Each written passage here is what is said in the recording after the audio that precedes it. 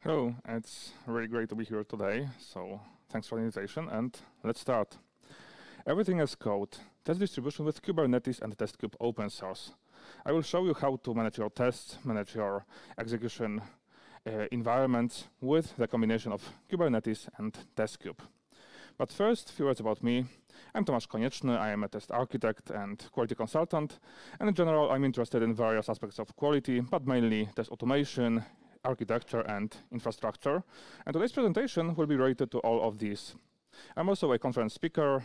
I speak at conferences quite a lot, and I currently work as QA lead at Testkube, so I'll be able to tell you a bit more about how this testing tool is actually tested. But first, let's start with something more generic. Let's start with one of the problems that are pretty common nowadays. I mean, the business requirement to deliver something fast and keep it high quality at the same time. I mean, you definitely know this one really well because that's often the goal. And it's a problem from the technical perspective at least, because it's like trying to combine two completely opposite things. I mean, doing something fast and keeping things high quality, it may be challenging. But at the same time, everyone should be aware that a prerequisite for a successful product. I mean, we need to deliver something that will meet user expectations, and users can be pretty demanding nowadays. And at the same time, we need to do it fast, because otherwise competitors will do it first. So from quality perspective, we can simplify this goal to fast and complete quality feedback, because that's the first thing we'll try to achieve here. Getting feedback as fast as possible. And we'll try to achieve it in every way possible. We'll be trying to shorten quality feedback loop in every way possible. By, for example, shifting left, trying to test earlier in development process, trying to detect any discrepancies or issues as soon as possible, often before the code is even implemented. Testing other requirements, thinking about quality assurance anytime, just to detect these issues earlier. The second thing is automation. I mean, you know this one really well, automating everything that makes sense at least. Because automation can provide, can make repetitive actions more consistent, more predictable. It can save time on them. And at the same time, if you think from the quality perspective, I mean, for example, automated tests, they can be way faster than manual ones. So that's why it's used so often. And trying to achieve continuous feedback with all of these things mentioned. But at the same time, we need to make this feedback complete, because getting feedback fast, getting feedback at any stage possible isn't enough. This feedback also needs to be complete, so having tests on very different levels, having very different testing tools, and that's trying to achieve the best test coverage possible, just to get feedback that will be complete and meaningful. But at the same time, there is a problem. I mean, adding all of these different tests means introducing different testing tools. What about this additional complexity? And all of these different tests need to be implemented, they need to be maintained. And the problem is, that's not all. What about infrastructure and pipelines? Because we definitely need to run these tests somehow, and with very different testing tools, we may need to do it in different ways. And in the end, implementing these things from scratch can easily become more complex than the actual test implementation. And infrastructure and pipelines are just a prerequisite, something that we need to run these tests. It's not the goal. And today I will show you how to simplify at least this part with the combination of Kubernetes and Testkube. What is Testkube? It's an open source test orchestration and execution framework for Kubernetes. So to simplify, Testkube provides you the unified way of executing the test, no matter which tool you use. So it provides the set of pre-configured executors. So these are maybe I will simplify, the configurations for different test runners. So Postman, K6, Cypress, JMeter, etc. There is quite a lot of them. And also the last one, named Custom Container Executor, which is probably the most powerful of these, that allow you to run any Docker image. But what's so special about it? I mean, it's not that difficult to run a Docker image. The second part is that Testkube provides test-specific abstraction. So no matter which of these testing tools you will use, no matter if you will use this custom container executor and run your own Docker image, you will still get the test-specific abstraction. And you can interact with Testkube in exactly the same way, no matter which tool you will use. What's this test-specific abstraction? Testkube introduces some additional test types on top of the ones available by default for Kubernetes. So that's, for example, the test. That's the simplest unit possible you can execute with Testkube. It may be, for example, the single test. It may be some project. It may be just the Docker image that will execute some actions there. Everything can be simplified to the test. That's just the simplest thing possible you can execute with Testkube. Test suite, so that's the group of tests, because usually you will need to group these tests somehow to execute a complete set. Executor, so that's the custom executor config. So if you have some custom test runner that's not officially supported, you can define the new custom executor, or you can adjust the existing one to meet your needs. Test source, which allow you to abstract away checking out the test from the repository. So, for example, that's a quite common thing to have multiple different tests or testing tools in the same repository. You can use the test source to abstract away how they will be checked out from this repository. Also, test trigger and webhook, I will show this later. But let's start with setting up Testkube first. What's even needed to run it? So there are prerequisites, and if you already use Kubernetes, you will probably already have this installed. So that's kubectl and Helm. And also, you definitely need to have some Kubernetes cluster. If you already have some cluster used for testing purposes, it's possible you will be able to reuse it, because Testkube supports namespace installation. If you don't have it, you can, or if you want to try things locally, you can use kind or minikube. That's probably the easiest way to just try things. Then you need to install Testkube-specific things. So the first dependency is a CLI. It's just the kubectl plugin that allows you to use this Testkube-specific abstraction in an easier way. And also you need to install Testkube cluster-side components in your cluster. So let's start with creating some cluster locally first, in case you don't have it. In this case, I just used kind because based on my experience, it's just more stable and predictable than minikube. So kind create cluster, optionally name, let's name it Testkube kind cluster, enter, and it's created. The context is also set.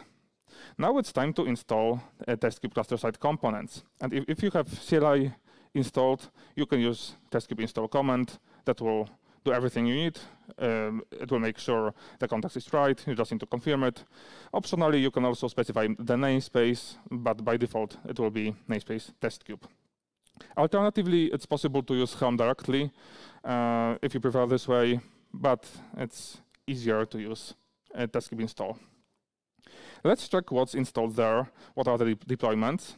So kubectl get deployments, namespace Testkube, and you have a few Testkube components installed here.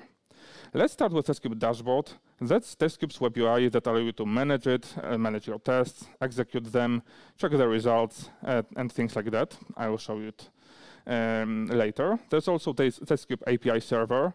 So that's basically the work orchestrator, and it manages the executors, gathers logs, processes them, etc.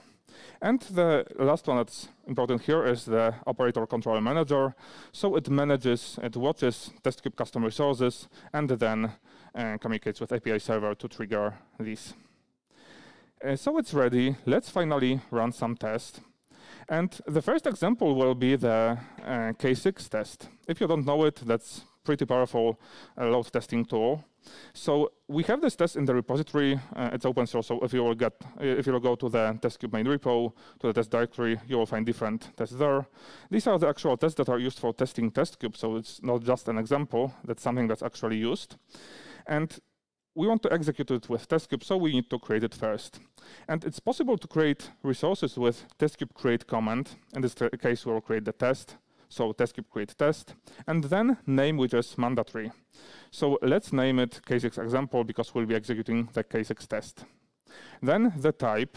So the type is the executor that will be used here, because we need to tell Testkube which kind of test we'll be executing, which executor config should be used. And because we have the predefined K6 executor, we can just use K6 script here, and it will be used. Then test content type, so we need to tell the Testkube how to get this test. And because it's in the Git repository, we'll just use Git here, and then we have Git-related settings. So Git URI, that's the main Testkube's repo, Git branch, let's keep it main, and Git path, so that's the path for this specific file that will be executed, a JS file, one of K6 tests that we have in the repository, so test, K6, executor test, etc. Just some JS file, enter, and we have info that test has been created correctly. Let's check what's there. It's possible to get any Testkube resources with Testkube get command. So in this case, we'll get the test, Testkube get test, K6 example, and we have the details for the test that we just created. In addition to that, we also have the labels, which are optional. It's possible to define them, but they may be useful in some cases. And it's also possible to use kubectl describe test directly, because everything here is still Kubernetes native. So if you prefer this way, it's also possible. We have the test created. Let's finally run it. And as you can probably expect, there is Testkube run command. And it allows you to run test or test suite. Then the test name, so it's K6 example, and the -f option is just a follow to get the results, the logs, directly after the execution. What's also possible with CLI? It's possible to manage resources. I mean, creating, editing, deleting them, and it may be test as in this example, it may be test suite, test source, executor, everything, every single Testkube resource can be managed with CLI. It's also possible to run, watch, and abort execution for both test and test suite. It's possible to download artifacts. So for example, if your test produces some kind of artifacts, like for example, you have Cypress test that will generate some report or some screenshots in case of failure, you can use CLI to download all of these. And it also allows you to manage the Testkube. That's how we installed it in the first place. But it's possible to also upgrade it, etc. And there is also one more command that's pretty useful, at least initially, and that's Testkube dashboard, because it allows you to easily display Testkube's web UI without configuring ingresses, without doing port forward manually. You can just run Testkube dashboard and you will get the web UI. And everything I will show here is possible in 3 different ways. I mean, every single action is possible with both CLI and dashboard, so you can use whichever you prefer. And so you can manage the tests here, view them, create them, check the results, etc. The same for test suites, executors, triggers, webhooks, etc. And you can also manage the Testkube itself. So let's create a test with a dashboard this time. And this example will be for Postman, pretty popular tool. You definitely know this one. So name is again mandatory. Let's name this test Postman example test. But this time we won't have this test in the repository. We'll just have this file locally. So first, let's choose the type. You can check the list here. There is the executor config for Postman, so Postman collection. And then the source, because we have this file locally, we can use file as a source. So it will be uploaded and then executed, and then the file that will be executed. Alternatively, you can also use the Git file source here, or you can even use string. For example, if you have some curl test, you can just paste the string, and it will also be then executed. So let's create this test. It's created. That's the test view for the new test. It's not executed yet, so let's do it. I did it multiple times already, just to show you how it looks like with some additional stats here. So just the basic ones, pass-fail ratio, some metrics, percentiles, etc. And the executions. It's possible to just view this easily, to download artifacts here. And also you have something additional like CLI commands. So you can just check how the CLI command would look like for this specific thing you might want to execute here. But there are also some additional test settings here that are possible. So you can set labels, you can set additional description, then test specific settings, execution, so that will be command and arguments. You can set these, you can override them, variables and envs, scheduling, so cron-based triggers, and also definition, which may be pretty useful. I will show it now. So the third way of interacting with Testkube is using CRDs. So that's the Kubernetes-native way. And let's start with creating another test. This time we will create a test for Cypress, which is a bit more complex because, as I mentioned, all of these tests are actually used for testing Testkube. And this specific test is used for testing the executor for Cypress. So we want to make sure that everything works fine there, that it's possible to set envs, variables, etc. So let's start kind test. So that's the type that Testkube provides. And then metadata name. Name is again mandatory. So let's name it Cypress test example because it's just some example for Cypress. Then the namespace, you can put it here if you have just a single namespace installation, or if you have multiple environments at the same cluster, you may want to set it on kubectl apply. Labels, optional, and then the spec. So basically instructions how to execute this specific test. So type Cypress, it's again the executor type that will be used. We need to tell Testkube that it will be executing the Cypress test. And then the content, so instructions how to get this test. And in this case, we'll again use the Git repository. That's again the main Testkube repo where you can find all of these. So type Git and repository, then repository settings, URI, main Testkube repo, branch, main, and path. That's the path, but not for the single test in this case, but for the complete Cypress project. So we have different Cypress projects in this directory. Let's choose the one for Cypress 12, just to make sure it will work with the specific version. And then execution request, so additional settings that we might want to set here. And it's pretty powerful. In this case, we'll just set the variables, so Cypress custom env to Cypress custom env value, just to check if it's set correctly on the executor side. And also args, just to make sure they are passed correctly. That's just very simple sanity test that we use. Additional option, config video false, just not to waste the resources. We'll disable Cypress video recording.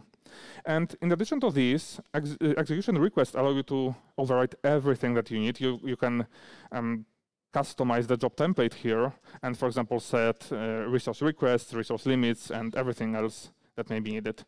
So let's save this definition to YAML file. Let's name it Cypress test and kubectl apply-f Cypress test YAML. The test is created. But writing these definitions, at least initially, may be a bit challenging, and it may require checking the documentation pretty often. So it's also possible to generate this definition in different ways. So in the first example, we created the K6 test with Testkube create test command. And you can just append CRD only parameter there, and you will get the definition without creating the test. So we can use CLI, you can adjust everything you need there, you can append CRD only, and you will get the definition. You can then adjust and use. It's also possible to do the same thing with dashboard, because as I mentioned, you can interact Testkube in any way you prefer. So if you will go to test settings and then definition, you will also get the definition here. You can even edit it directly here.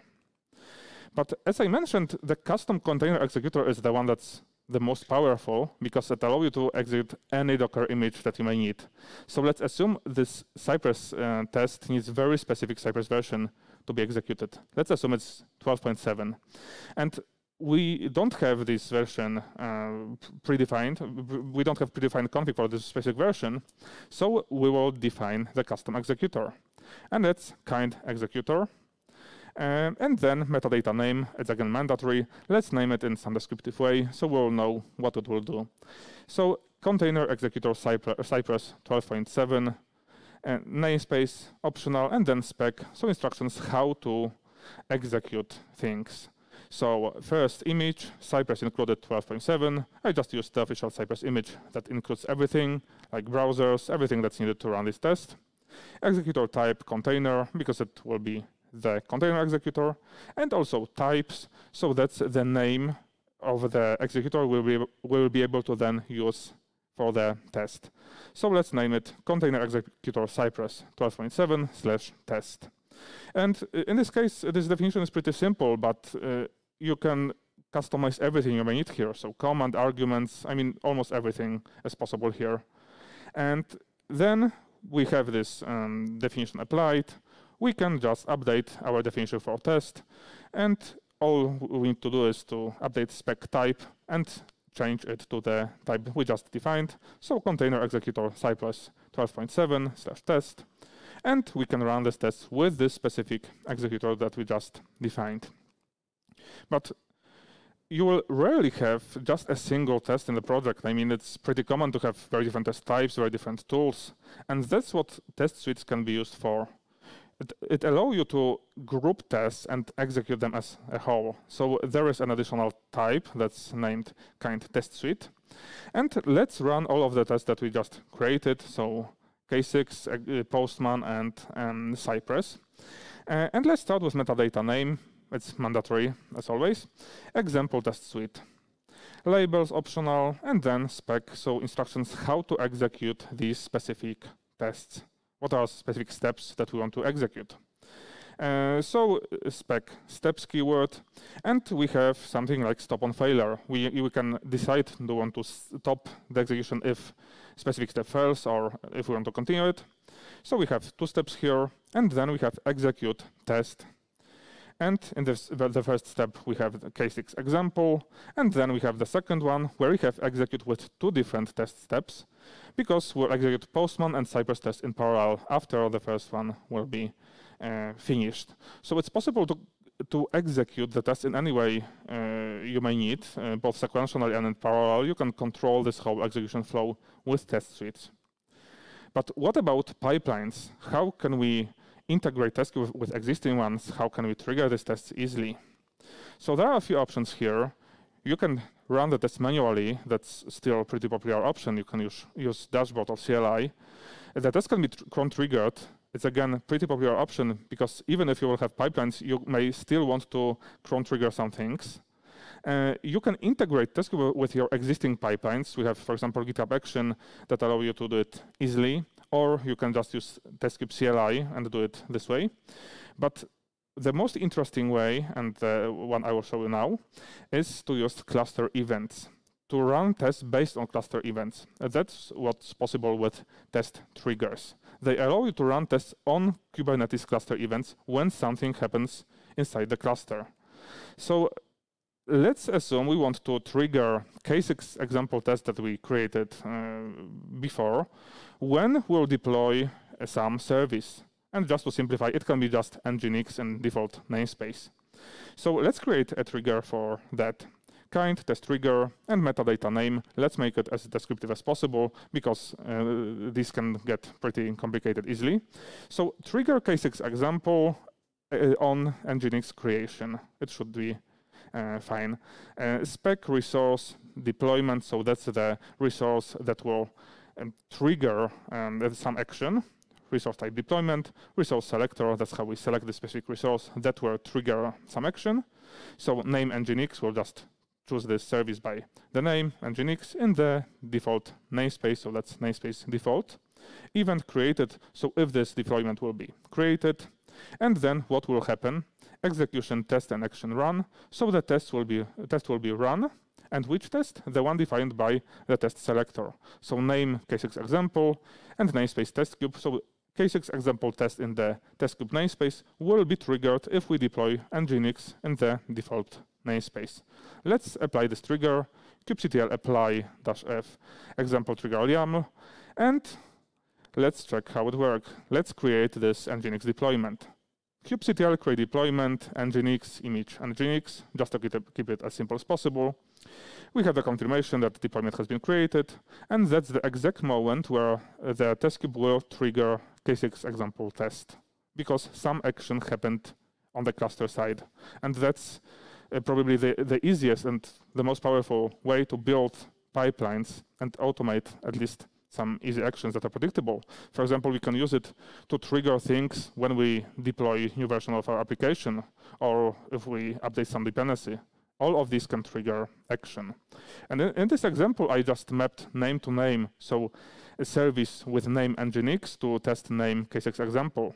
But it's possible to do any mappings here. I mean, we can map name to labels. So for example, a service with name will trigger tests that share some label. So that's how we can run multiple different tests when something happens on the cluster side. Or labels to name.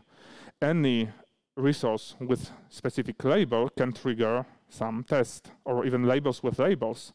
Any set of the services, any service can trigger set of tests by labels. So it's pretty powerful, and it may be a bit unusual initially, but it's really powerful.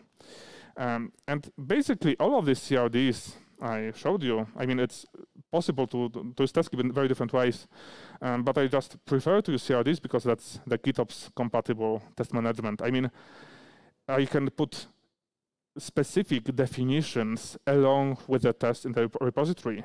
So for example, here we have some K6 tests. We have 3 tests here. These are again the actual tests that are used for testing Testkube executors in this case.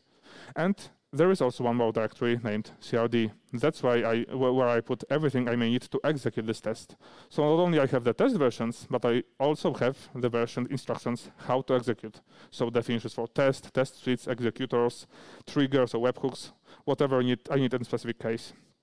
And that's also what we do in the Testkube project, because these 3 examples I showed you are the real tests. We have the test directory in the main repo, so we can check these.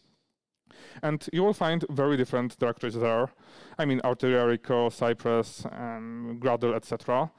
For every single executor that we officially support, we have some example tests or projects there. In some cases, like for example Cypress, we even have 5 different versions of Cypress projects there. And along with all of these, in every single directory, we also have the CRD directory where we have the instructions how to execute this specific test. We have executor definitions, we have triggers, we even have webhooks just to post the results somewhere else. And that's an example how powerful it can be when you match tests with specific instructions how to execute them. And it may be pretty powerful if you want to do things on-prem. You can run it entirely on your cluster side. You don't even need some external pipelines. And if you would like to see more examples, I really recommend you to go to the Testkube documentation, so docs and Testkube.io. All of these examples are based on real tests that we use, so they should be always up to date. And I also recommend you to go to the Testkube's GitHub, so that's where you can find the examples that I showed you today. And if you will go to this test directory, you will have very different cases there that are way more complex than the one I showed you, because, for example, there are examples for overwriting job templates where you can customize almost everything, setting timeouts, setting resource request limits, etc. All you may want to do. So these more complex examples are also available there. And that will be all. If you have any questions, I can ask them now, or we can also discuss things after the presentation. Thanks.